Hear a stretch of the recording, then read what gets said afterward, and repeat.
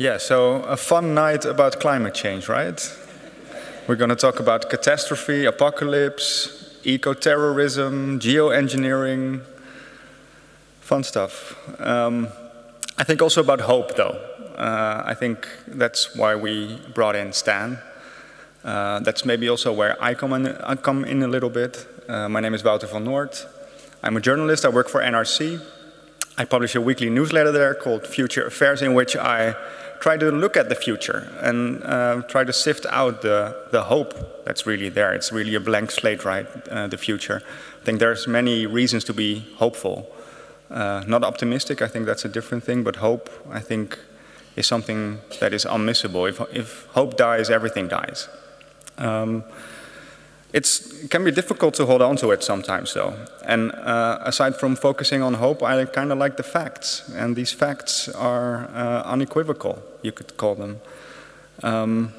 Last July, a lot of climate scientists say was the hottest July in about 120,000 years. Glaciers, the North Pole, the South Pole, all are melting away in record speed. And really, even despite our actions to curb climate change, they will melt. Some glaciers will just simply not exist anymore. So in face of these facts, the planet is hurting, the planet is heating. I think it's important to also sort of sift through what's really left of that hope. And that's why we brought in Stan today. Stan, I think I never interviewed someone who needs so little introduction, really, but still it feels strange not to do so. Author of over 20 books, among which the Mars trilogy, Aurora, his newest book is not The Ministry for the Future. It's The High Sierra, a non-fiction work about the High Sierra. And of course, The Ministry for the Future. This is the book we're going to be discussing today. And I think in the discussion we had over dinner, Stan told me that the last 3 years have been crazy, and something happened, I think, with this book that really made it stand out. It touched on a really important topic. It touched on a lot of important people. Obama gave it a glowing recommendation. The Guardian, the New York Times, everybody ran away with it. I, however, do have some questions about it. It's hopeful, but in his own words, it lays out the best case scenario, which is still believable. And reading it, it makes you ask, is this the best case scenario with a climate disaster killing over 1 million people in India, with eco-terrorism, with geoengineering running wild? Is this the best scenario? So I have some burning questions, and I hope you do too. We have a full house. I saw a lot of really interesting people working in the climate space, professors, policymakers, artists. So don't feel shy asking Stan some questions as well. We will also have Lisa Douland tonight, a philosopher who philosophizes about the apocalypse. Fun topic again. Helene de Koning, professor at Eindhoven University and Nijmegen University. Climate change, how to change our systems, our ways of really living, I would say. So that's going to be interesting, but of course the guest of honor, without further ado, I hope you give a warm welcome to Kim Stanley Robinson.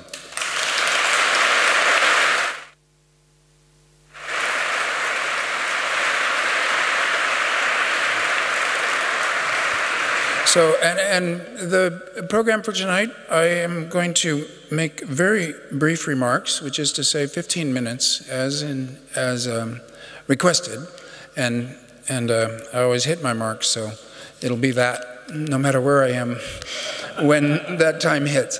And then we will move in, and I'm looking forward to the conversation entirely. So Wouter laid out the situation, which all of us know. Climate change is a present reality, and this year was really shocking to the scientific community for how much warmer it got this year. And of course, the droughts, the floods, were in it, and everybody on Earth is aware of it, and even in certain benighted countries. On the other side of the Atlantic, there's one of them that pretends to have denialists. Even they are faking it. Everybody knows we're in it. And that is new and unprecedented. And I also want to say that there was the great acceleration. All the social sciences record the great acceleration from World War II till now. Everything that we measure about humanity and the planet has accelerated, sometimes in hockey stick style. Within the great acceleration, there are smaller moments of intense acceleration of the acceleration. And one of those happened in 2020 with the pandemic. And it's something we can discuss later. I wrote Ministry for the Future in 2019. Before the pandemic began, I was finished. And then the pandemic happened. And I was as amazed as anyone else. And a book came out in the middle of the pandemic. It gave people more time to read it.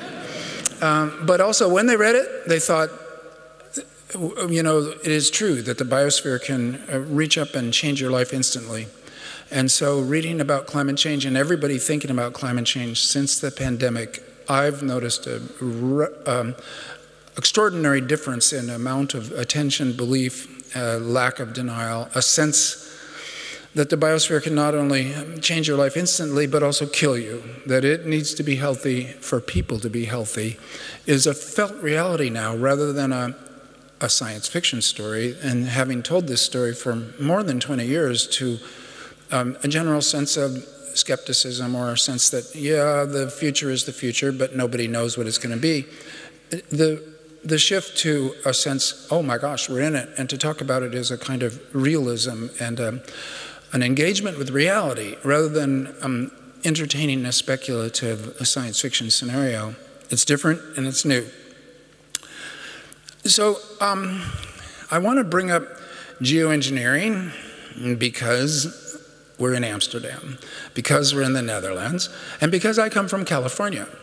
So these are terraformed spaces. I mean, if it was on Mars, you would talk about terraforming. On Earth, you call it geoengineering.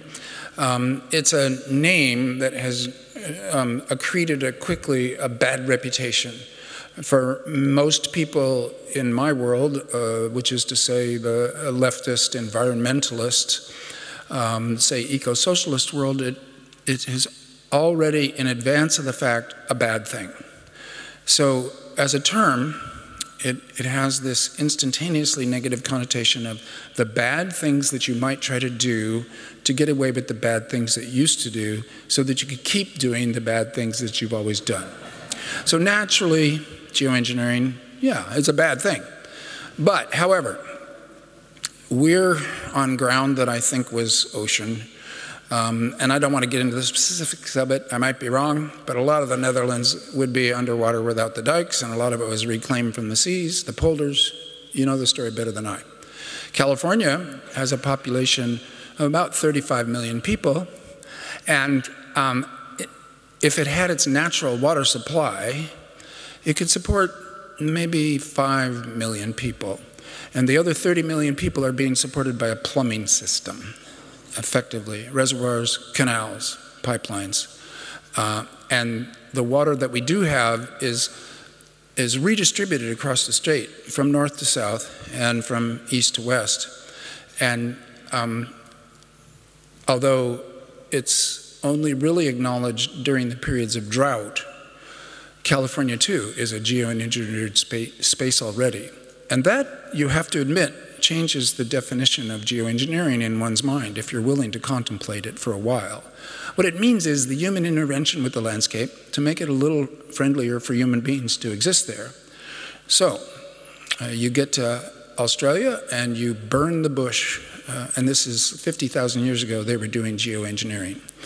Same with North America, and the world has been manipulated by human beings, and agriculture has been a huge change for most of human history since we evolved into humans.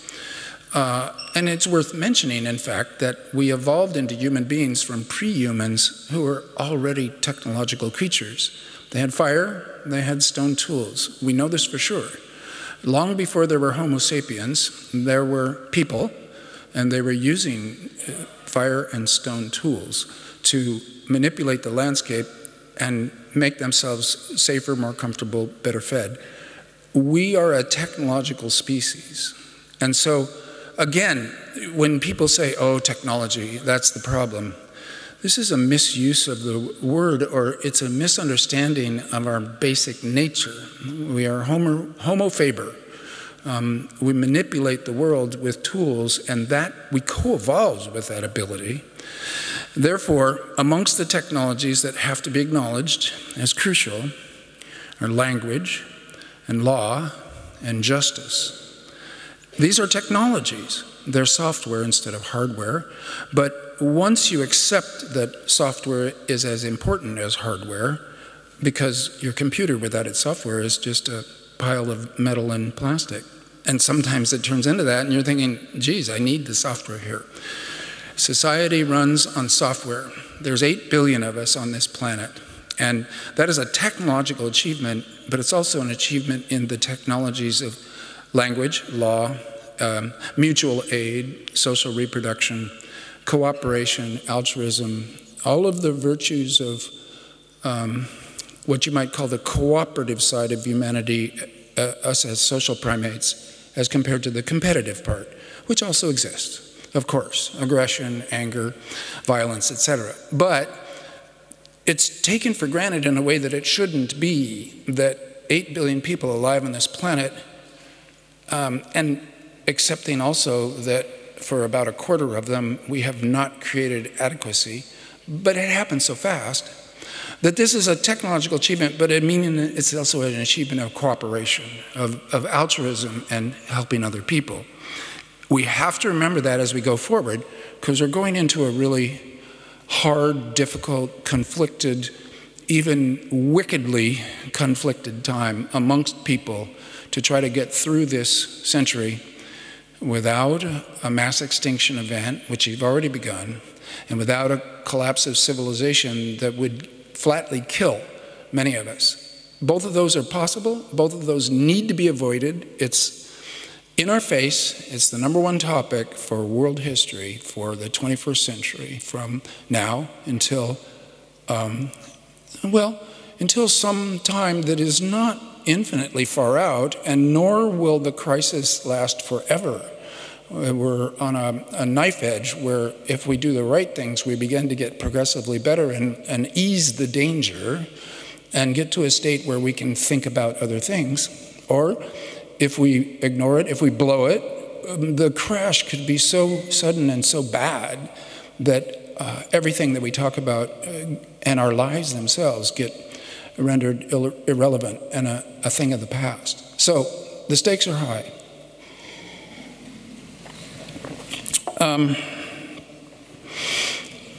We exist in a system that, well, various systems, talking again about software, how we run ourselves.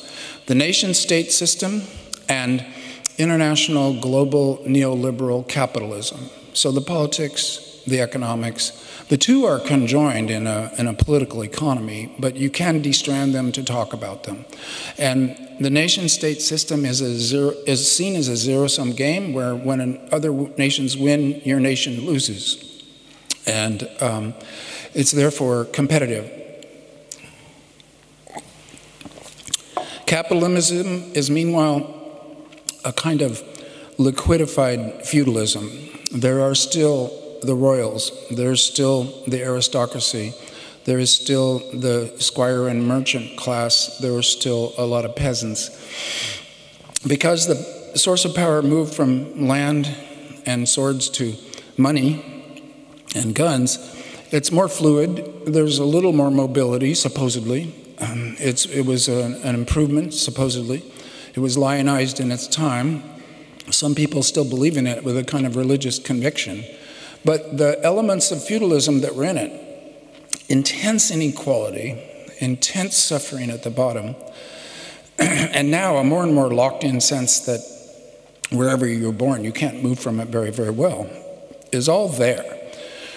And so when we confront a global biosphere crisis with the nation-state system and and global capitalism, they have confronted dysfunctional world crisis moments before and failed. You know it better in Holland than we know it in America, because it's the 20th century, and it's two wicked world wars. So to look at the system that we're in and think we have to solve it with this system, we're not going to make an instant revolution. We're not going to be able to convince the population to immediately shift all the laws and get the support of all the publics for a different system. We have to look at this system and say, how can we work it better? And luckily, everybody's thinking the same thing. I mean, everybody, by that I mean, what do I mean? The well-educated, the prosperous, the policymakers, the diplomats, the technocrats, the scientists. H.G. Wells used, when he postulated a utopian, a better society between 1905 and 1945, he, in his mind, followed a certain line of thought that said that if you could get experts to run things, and if people voted for or supported politically the experts, this would be a kind of a scientific meritocracy, and they would run the world.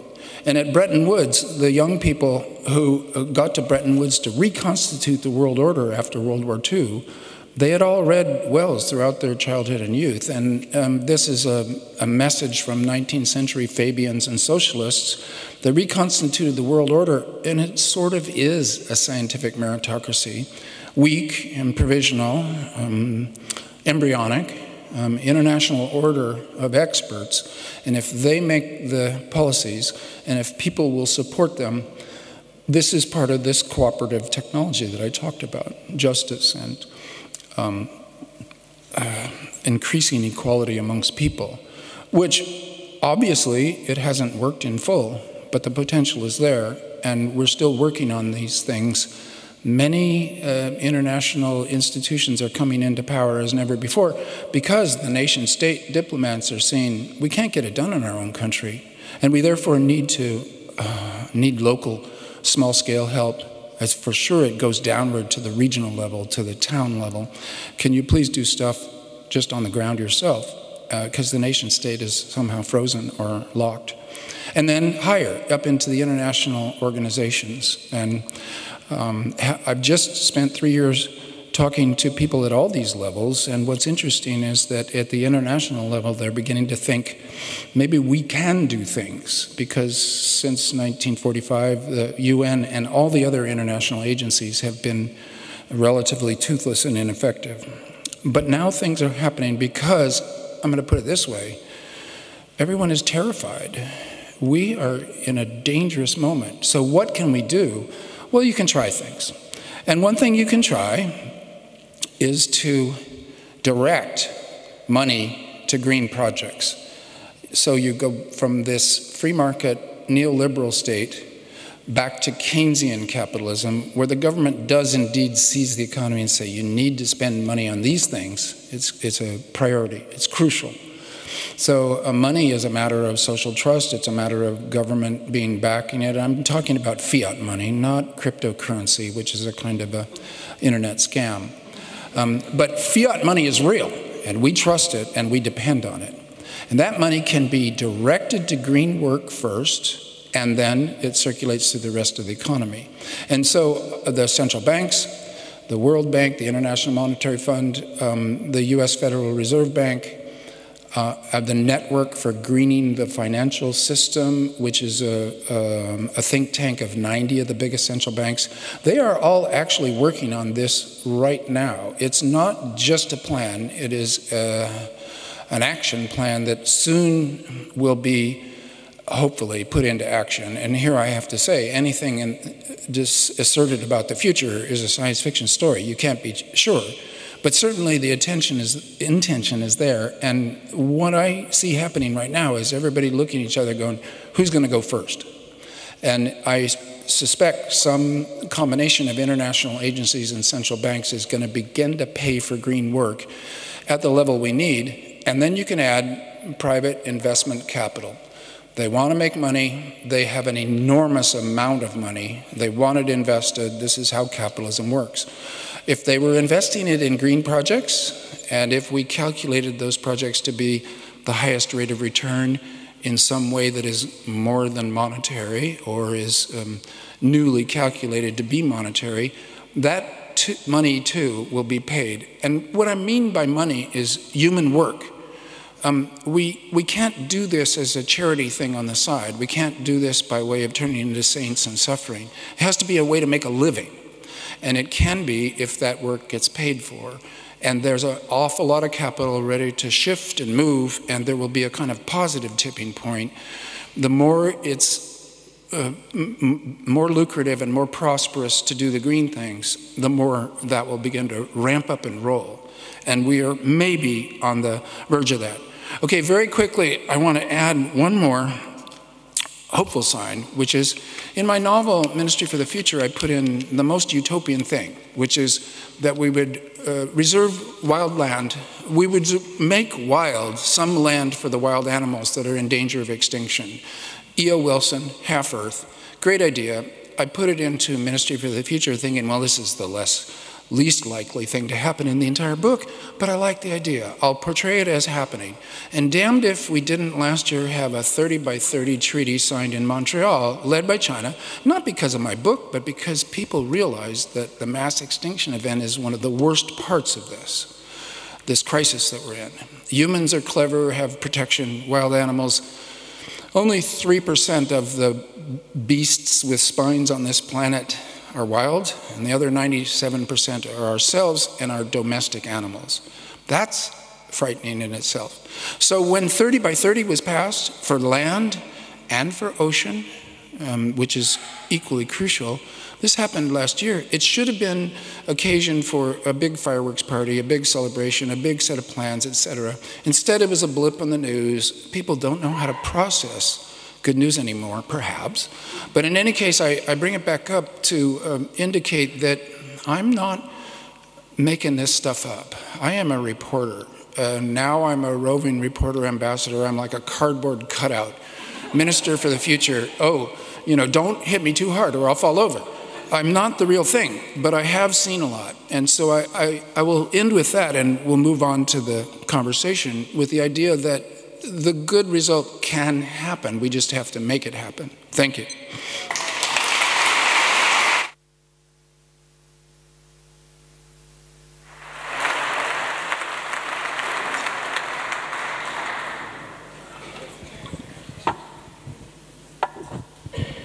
So, ramp up and roll. That's really it, right? Yeah. If I hear it correctly. You stated it yourself, it's been 4 years since you started writing the book. What would you change now in the book, knowing what you do now? Oh, man. I would change everything. I don't... I would probably include less unexplained eco-terrorism. I would definitely leave out the word blockchain. Terrible mistake. Why? Well, because there's better codes than blockchain. That's a buzzword from the 2018, 2019. It's a cumbersome, it burns a lot of carbon to make it work.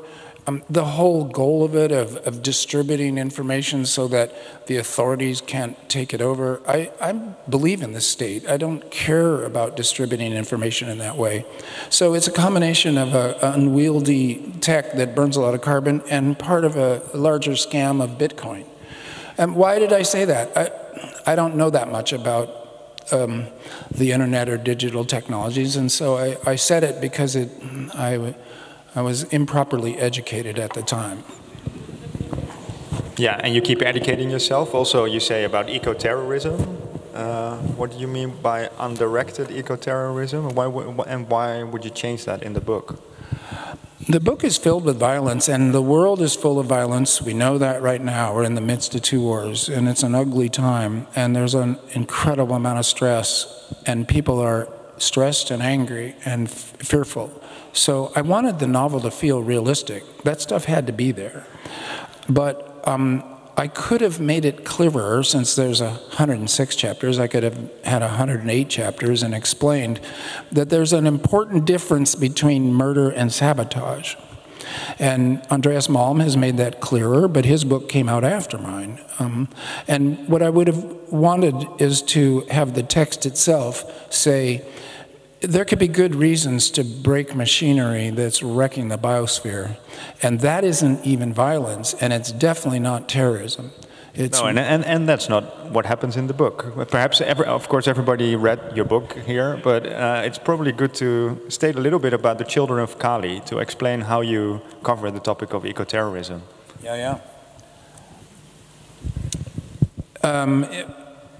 There are going to be really angry people if they see their village die and they survive it, and they know that rich people did it, or the developed world, prosperous middle-class citizens did it, then they're going to want not just justice, but revenge.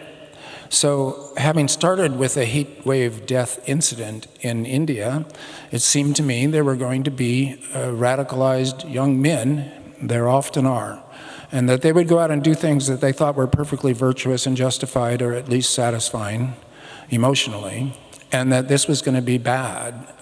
Well, let me put it this way. Does terrorism ever work if you mean by terrorism hurting other human beings? Is the backlash not always stronger than the action that you meant? Does it not make people more angry than convinced by your cause? I myself, as a pacifist, a non-believer in civil disobedience and against violence of all kinds against other people, from, I don't know, the death penalty to anything where humans are hurting other humans, it seems to me there's got to be better ways. And I mean not just morally right ways, but I mean politically effective ways. This is a contested point. The interesting thing is that in the book it turns out to be quite effective, right? And that there seems to be a thread in the book that is nudging towards that at least eco-terrorism could be defensible at some point. Or am I misreading that? Well, the book is there for people to interpret. It really is a mess, in that a lot of stuff happens in the book, and then if you say, why did things get better in the end of the story? Was it eco-terrorists, or was it bureaucrats in Zurich, Switzerland, or was it farmers changing their agricultural methods in the developing world? A whole lot of things happen in the book, and so it's somewhat of a Rorschach blot. You look at it and from your own political theory, from your own ideology, you say that was what is important. That was what made it happen. The next 30 years is going to be a mess with lots of defeats and lots of obviously wrong things happening, and yet that might still be part of getting to a good result. I wanted that point most of all. And you can see the structure of the novel. Mary Murphy, the character that you're inside of, she's watching her assistant, Badim, who has been through the Maoist wars in Nepal, and she's seen the violence in Ireland. Neither of them like it, but she doesn't know what Badim is authorizing as head of her black wing, as he calls it. Well, the reader has to decide, what did Badim authorize? What was actually the Children of Kali, these extremely angry young men from a devastated place? I did it partly because I'm squeamish and uncertain, and I don't want to have an opinion on this, and I did it partly on purpose to make the reader be the one to decide. But if I'm a journalist after all, if I push you a little bit on it, if you look at your own Rorschach blob, what do you think tipped the situation in your book most? Was it the eco-terrorism? Was it the geoengineering? Was it something more subtle than that? Well, it is more subtle. It's the carbon coin. Well, we got the central bank to do $1 trillion a year of quantitative easing, and that money was deliberately targeted to green work. It's more important than everything else in terms of getting things done in the real world. Everybody's scared enough already. One of the things about terrorism is it's entirely redundant. Everybody's terrified already. What good does it do to start killing people? The attention is there. People are dying in natural disasters. So I don't think it's that.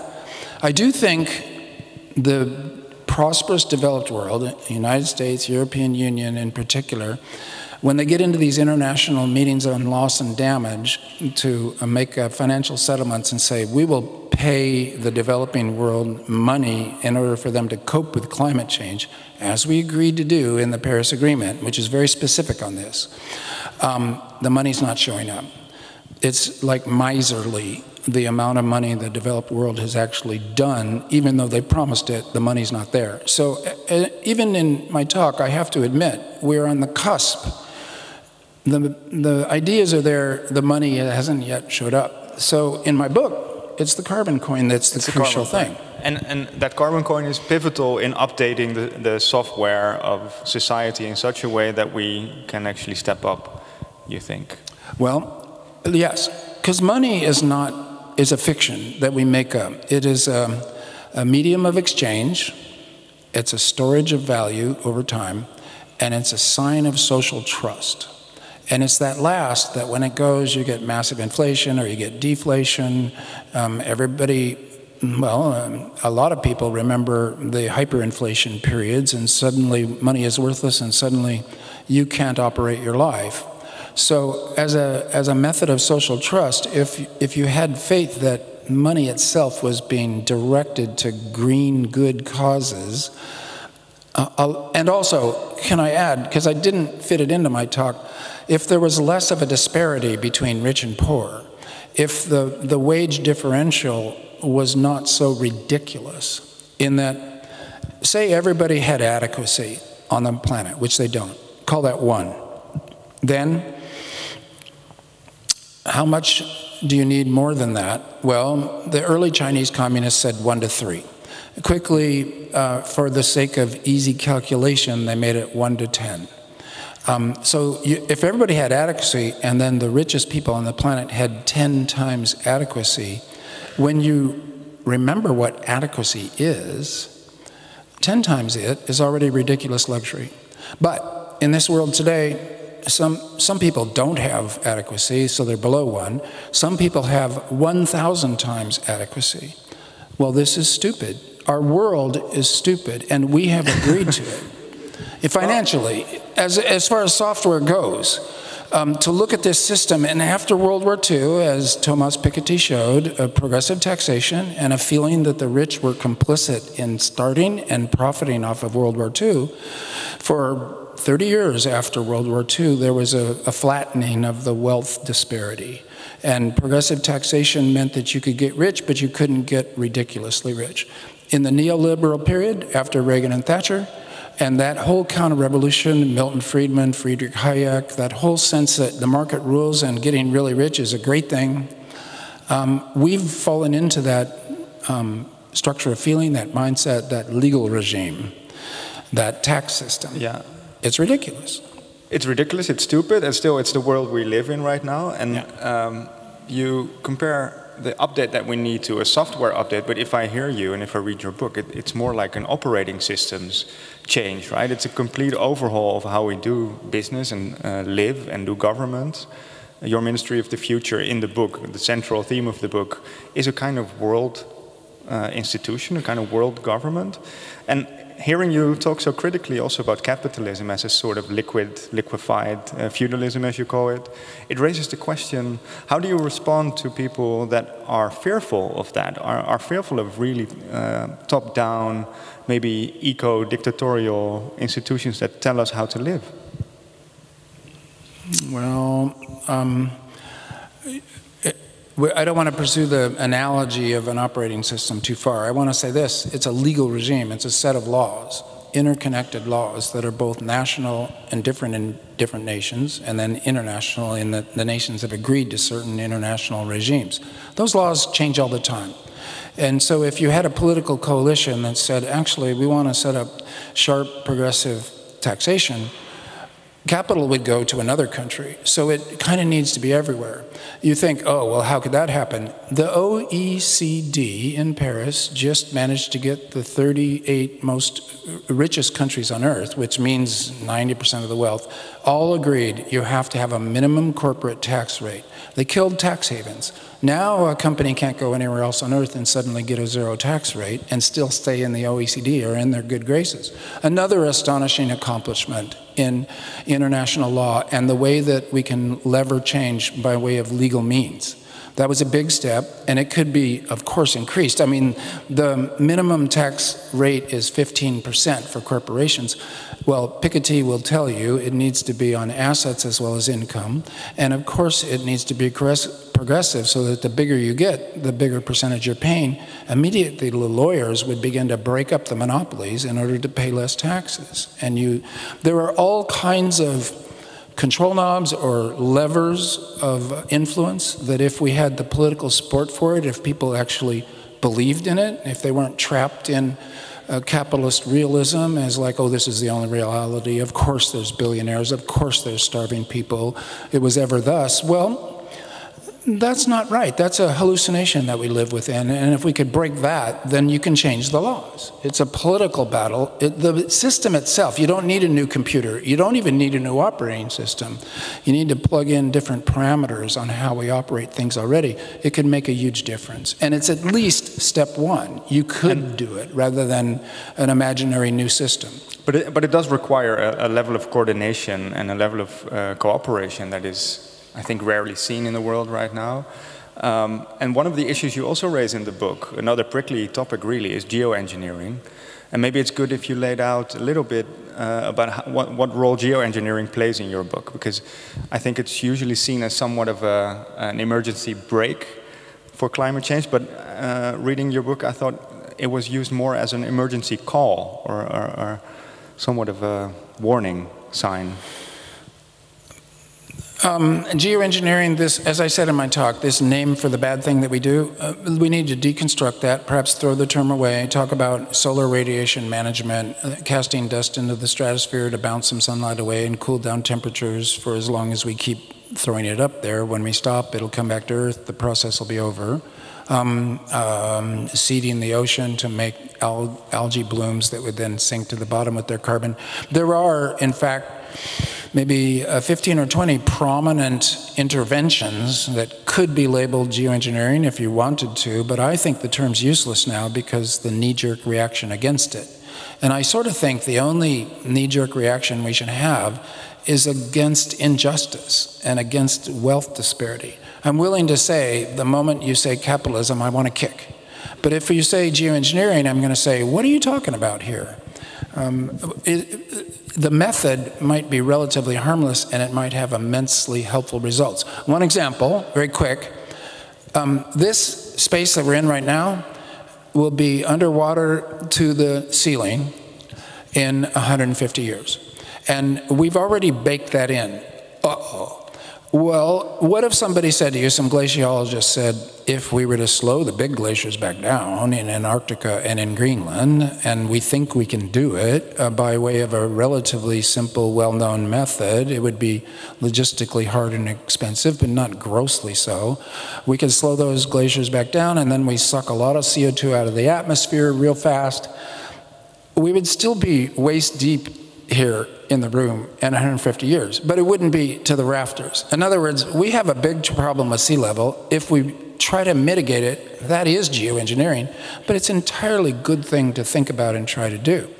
So there you go. So we're a bit too scared maybe of these kind of technological solutions, you think? We've been technological all along, as I said, and we've accidentally done things. Understand that when we started using fossil fuels, it was tremendous. Human labor was multiplied by factors of, say, 100.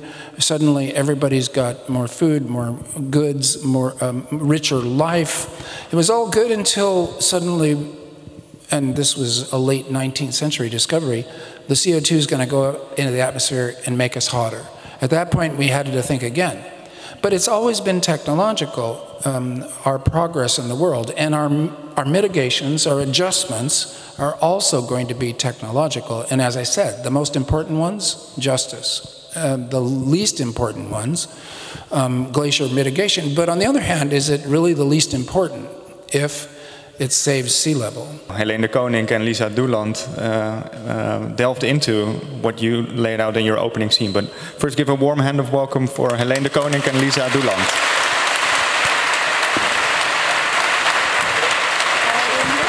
You stay there. You can sit there. Have some water if you want. Yeah, Helene.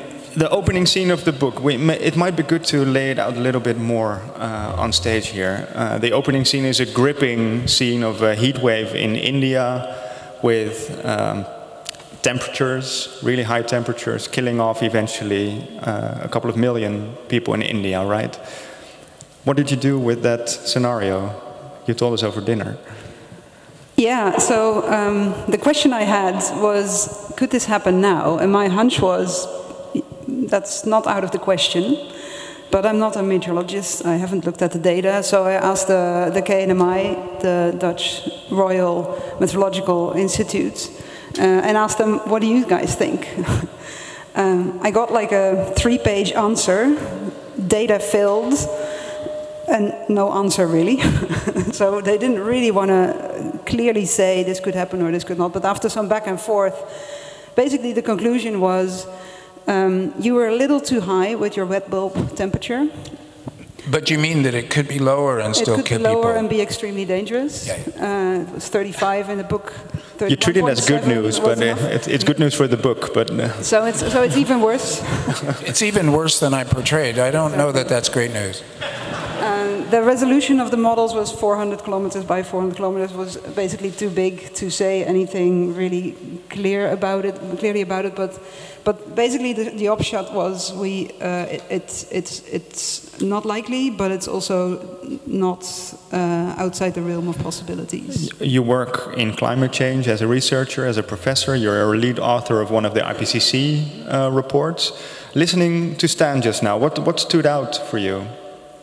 Well, listening and also reading the book, I felt really vindicated in a way as a transition researcher, because you articulate many of the ideas that are in transition studies, right? The system change, the chaos in the transition, the need for actions at all levels by basically everybody, that it's a multifaceted problem, that various things need to change at the same time in order to create that tipping dynamics. So all these things I recognize very clearly in the book, so I loved it for that reason very much. The other thing is your talk about geoengineering. Actually, you'll be pleased to hear that the IPCC has stopped using that term since the 1.5 degrees report, because it is a very confusing term. It mixes up too many things. You gave a very nice definition, by the way, compliments on that. It's now sort of reduced to solar radiation modification, as we call it, and we call it that way. We don't talk about geoengineering anymore. If you discuss the literature on especially stratospheric aerosol injection, it's fairly scary and very risky. What's happening? It's used briefly in your book, and then it stops.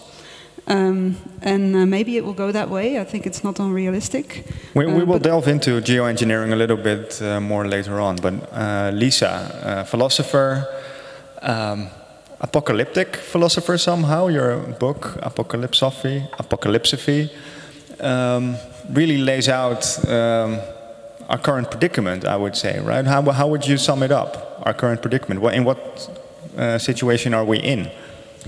Well, I feel like, I think in a way your first chapter gives us a feel for the situation we're in. It reminds us of our being vulnerable, of our being ecological beings, of our not being able to control our environments fully. So perhaps through certain, I don't know, technological interventions, we can intervene in our environment and make it somewhat more habitable, habitable or comfortable or whatever, or even livable. But I feel that this first chapter really gives us a feel for the situation we're in. So claustrophobic, that's the sense that I got. What would it mean to live in a heat wave, and then everybody dies in awful ways. It felt like you're fiercely realistic in the book on all different levels, but it starts with a bang. It doesn't end with one, but it starts with one, and then having, I don't know, realism kick in, and so I read this. I read it when I couldn't get to sleep, so I thought I'll read a book. But at the same time, it resonates with some of the things that you write, that we should learn to go extinct. That extinction is a real thing, maybe even happening to us already now, right? Yeah, you should learn to take it seriously. So whereas, so it's said that philosophy is about learning how to die, and my suggestion would be that in this day and age, it should also concern learning how to die out. So not that I want us to die out, but we should engage with that, not just with dying, that we all have to do individually, but also dying out is something that we have to deal with or engage with, think about, take seriously, collectively. Yeah, Stan seems to think that we'll be able to prevent it, right? That we'll be able to live instead of die out. Well, I want to say that extinction of the human race strikes me as extremely unlikely, even in this huge crisis. And I'll tell a story. 73,000 years ago, there was some kind of volcanic explosion on this planet that created a volcanic winter, like nuclear winter, that lasted for decades. And at the end of it, there were only 2,500 humans alive on this planet. So we have a genetic bottleneck. It goes back to that time. They don't know where the volcano was, but they think they know where the survivors were. They were on the coast of South Africa, east of Port Elizabeth, where there were tubers that grew through this nuclear winter in the soil, and there were a lot of clams offshore. So for 10 years or 20 years, with Paleolithic technology, which was good, but not as good as ours in some ways, humans survived on clams and tubers for 10 years, and then they had to repopulate the whole globe. There was a second pulse out from there. And I bring this story up because I'm thinking there's 8 billion of us. Some crazy survivalists or some clever hippies will survive the worst that we can do. And so I think it's not right to talk about extinction per se. It's bad enough to think that there's an easy crash to imagine that could kill half the people on Earth in 10 or 20 years. That's bad enough. And so you don't want to go to apocalypse, because apocalypse in the human mind suggests the end time. It's all over. You don't really need to try anymore because it's all over. You might as well party. The dance of the Red Death, Totentons, the death dance. If we're doomed, we're just having a Totentons or a Götterdämmerung. If we're doomed, why don't we wreck things immediately and get it over with? That's the Götterdämmerung, very popular in America. I do have a sense that Lisa has something to say about this. Yeah. No, of course you're quite right. So apocalyptic thinking is quite problematic. So this is where the book started out for me, me relating to apocalyptic thoughts that I had myself, that I see in popular culture, in media, etc. So when we think about the ecological crisis, we have all these apocalyptic, I don't know, ideas, fantasies, images, etc. And my question was, so do they actually help us see things more clearly, or do they obfuscate? And of course, they do the latter as well. But what I do think is important, so these apocalyptic thoughts where it's all like an all or nothing event, it's always somewhere in the future that it's going to happen. And then it's very clear that it has happened, and then we're living in a post-apocalyptic society. What I have tried to do is I don't know, get a sense for maybe it's not so much the apocalypse, but the catastrophe already unfolding, and perhaps not so asking, so what drives the catastrophe? So what drives the mass extinction that we're in already? And it could go all different ways, and this is, I think, so hopeful in your book as well. So it's not like it's not determined. I'm very much arguing against fatalism, but I think doomerism can help us see things more clearly and be fiercely realistic, as I would say, and then this opens up other futures. So let's be fiercely realistic, Helene. If you look at the science about what we should do, how do we get out of this mess? Really, help us. Well, I think the Ministry of the Future is a great guide. Is it?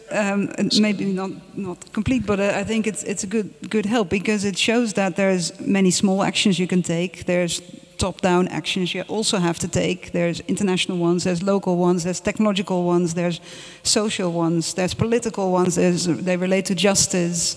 They relate to trust. You mentioned in your talk. I think it's super important. So it's all of the above. There's nothing we cannot do. And the good news here... That sounds scary as well. Yeah, but the good news is that we've never seriously tried. Really? Oh, we haven't. In what way? I see a lot of things happening, at least being said in politics about change and goals in 2050, goals in 2030. But perhaps we should ask, so are we just talking about change? Or is there actually something changing? I think that's, so the parts per million, they're still going up. Yeah. The carbon burning, it's still going up. So we're talking green talk, we're talking sustainability, the energy transition, etc. But is there actually something changing? So I think that's the important part. And you do think that Stan's book lays out a sketch of how it could work out? I mean, a colleague of mine once said narratives are performative, right? Once you tell a story of fatalism, it's more likely to happen, right? Once you tell a story of hope, it's also more likely to happen.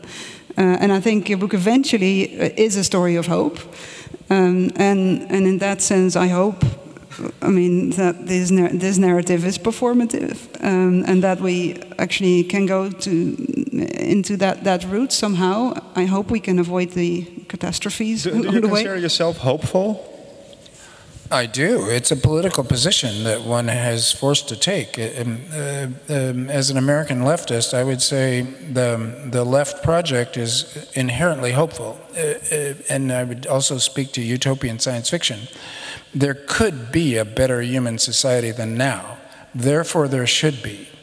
And so the work towards it requires a certain, maybe hallucinatory or self-deceiving notion that we'll do these things and we'll hope for the best. It's a phrase in every language. Proust has this great phrase, you need to hope without hope. I don't know what that means. I don't think Proust did either, but maybe it's better. Gramsci, pessimism of the intellect, optimism of the will. So you will optimism as a club to beat your political opponent and say, look, it's not time to give up. It's not time to declare failure because we're actually still in it. Therefore, we have to hold on to hope as an organizing principle, or better yet, as the emotional set. This is crucial how we're feeling about things. It determines our thoughts. Our thoughts and our emotions are very tightly bound. It is not the case that there's reason and there's emotion.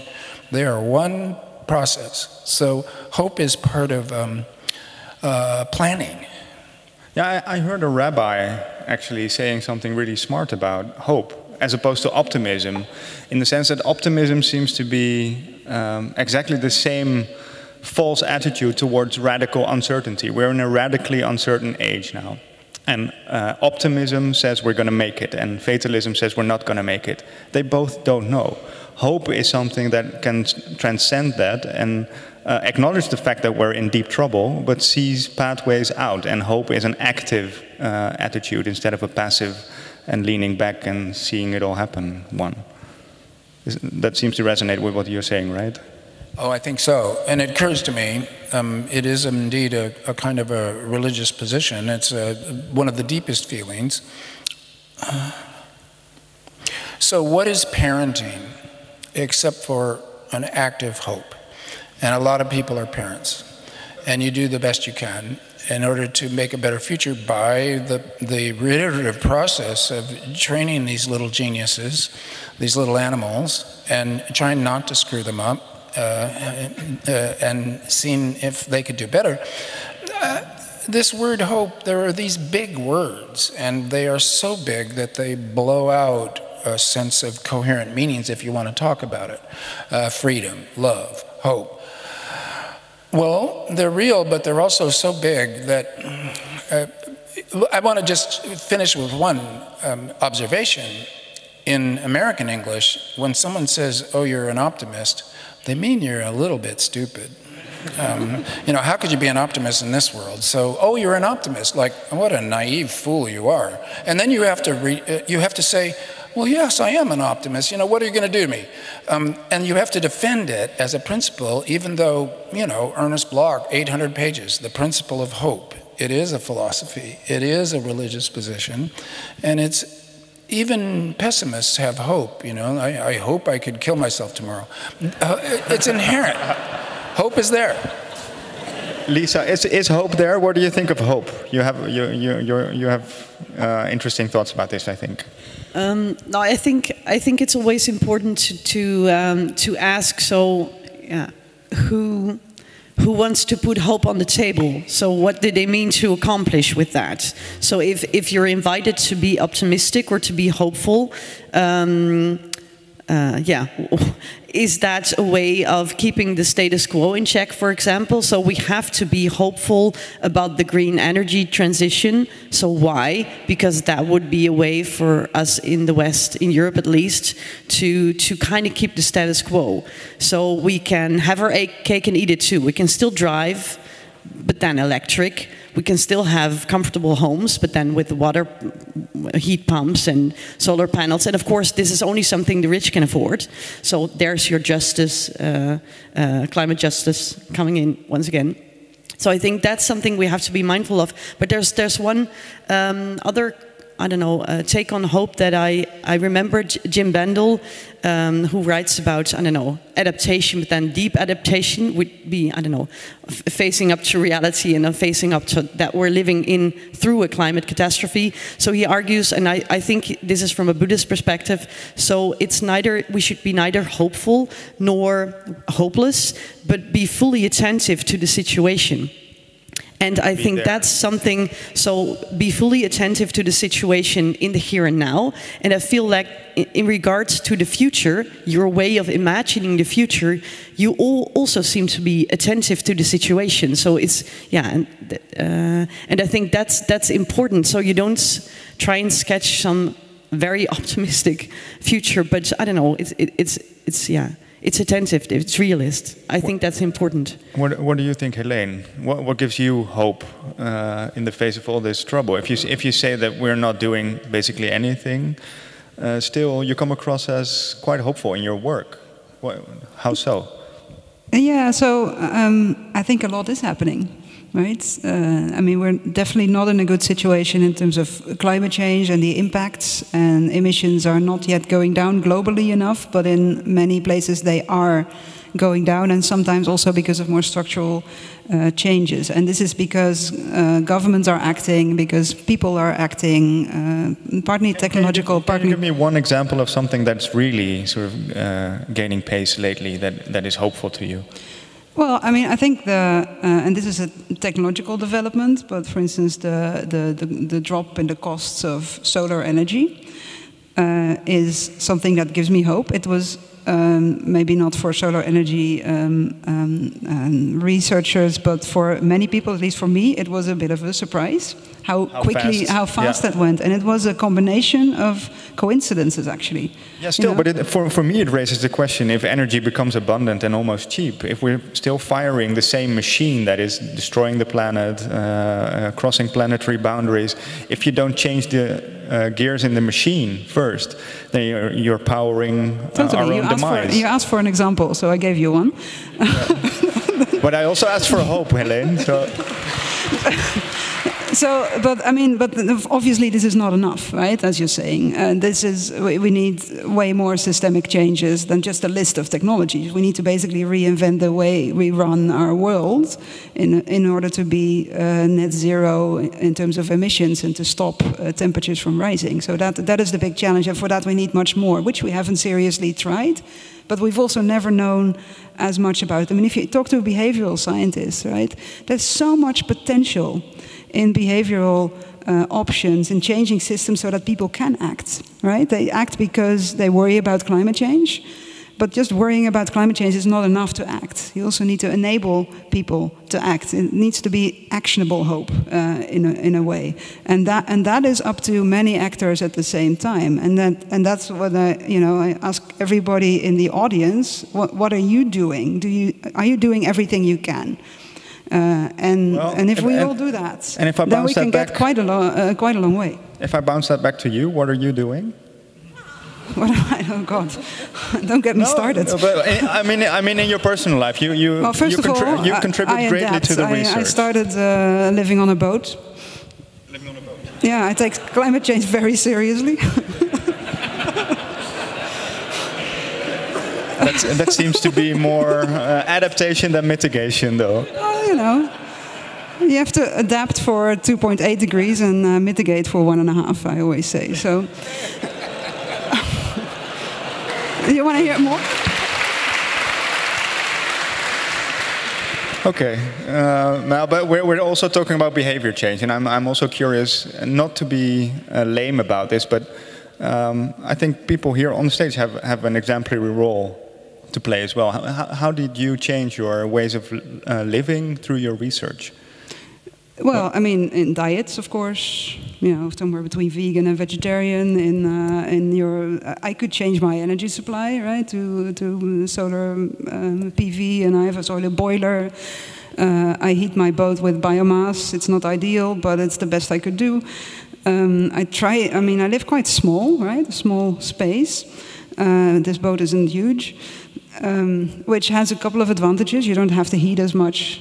You don't have any space to store stuff, so you don't buy anything. And so those kinds of things. And how about but I mean, the thing is, the crucial thing is that I can do these things because I have the information. I have the wealth. And I have the money to invest. And many people don't, and it's about those people and enabling those people to also do these things. So it's not about the people who are able to act and who are doing it, it's also about all those others and changing the system so that they can act. Yeah. Lisa joined Extinction Rebellion, right? Well, yes, I did. But yeah, I'm not like Lucas Winnips, who actually made the A12 action into something that got us talking about fossil fuel subsidies. So, yeah. And Stan, how about you? After writing for all these years about these topics, have you changed something in your personal life? Yes, but I have to confess that what Helene said is really important. It was structural. By accident, I moved into Village Homes in Davis, California, which was a suburb built on a European village model to conserve energy. So the actual infrastructure of my life for 30 years has been low carbon burn for America. And it feels better. It's more fun. It's healthier. I'm lucky that way. Part of that is gardening. I grow a lot of vegetables, and I think in the summer I grow about 25% of my calories, and I'm doing a lot of food preserving, mostly curing olives and making sauerkraut out of cabbages, because quickly you have too many cabbages. This is a quick discovery. So it goes on like that. I enjoy walking and running. I go up to the Sierra, and then I really burn hardly anything for a week as I walk up there, etc. I'm gonna have to say, it's a pretty low carbon burn life, and for 355 days a year, and then for 11 days of the year, I'm on jets flying across the world and blowing my carbon budget completely out of the water. And I have rationalized this. I've said, this trip is so crucial that I will convince 300 people to lower their carbon burn, and it'll be like an offset to my flight here. This is, you know, very questionable as motivations go.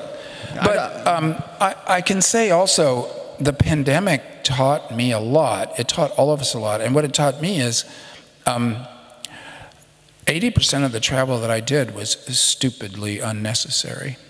And I'll never do it again. So that was I think for many people who flew a lot, that was super instructive, that Zoom works just as well for many an interaction, at least in my business. It's not true for all of them. But that helped me.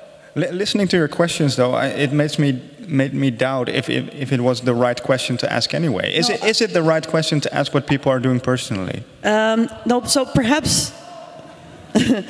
perhaps we should return to Extinction Rebellion and my somewhat, I don't know, uninteresting response to it. So what Extinction Rebellion, so it's about collective action. It's about feeling that you have to do more than just change your individual lifetimes and find some kind of systems change. And these can be all kinds of different changes. So it could be trying to convince the Rabobank to own up to how they destroyed agriculture in the Netherlands and therewith created all the nitrogen crisis, for example. It could be fossil fuel subsidies. So yeah, being part of a collective and trying to put something on the agenda, change something. I think that's very important, because when you individualize and try and keep your individual carbon footprint as small as possible, you tend to succumb to feelings of, I don't know, guilt and shame about your footprint being, I don't know, maybe a bit bigger than you'd want it to be, and then you feel uncomfortable about that, and then you might want to rationalize or legitimize your behavior by pointing to others and saying, well, I fly a lot, but he does even more. And the interesting thing with shame, I think the interesting thing with shame is that it's an emotion that makes you feel smaller and less powerful, and right? It's capitalized upon. So there are companies actually feeding into guilt and shame and making money out of it. And that's why, so yeah, I don't know, Shell, for example. So I think this is something we need to be very attentive about. At the same time, it can be, if you are feeling guilty or shameful or whatever, it is, I don't know, it does say something. So I do try to take it seriously, but then not have others capitalize on it and have me buy green stuff or compensate for it by paying something extra. Okay, let's yeah, Helene, yeah, of course. I, in a way, I do think it's the wrong question to ask, indeed, as many people in the audience, I think. But because it's not only about individual action, right? And it's indeed putting the blame on many people who cannot act. At the same time, individual action does help, right? By the example, by showing that it's possible, by creating markets for, you know, for instance, meat replacements and things like that, by giving those things a chance. So it has a function, but it's wrong to assign sort of all hope on that. We are running out of time, I'm afraid. So did we get more hopeful tonight, actually? Yes, did we? Okay, thank you for that. Well, thank you to all the speakers.